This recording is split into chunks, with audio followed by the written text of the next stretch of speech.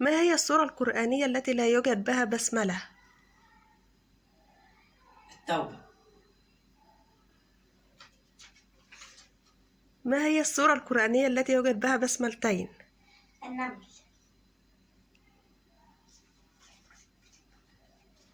كم عمر الرسول صلى الله عليه وسلم عندما توفى؟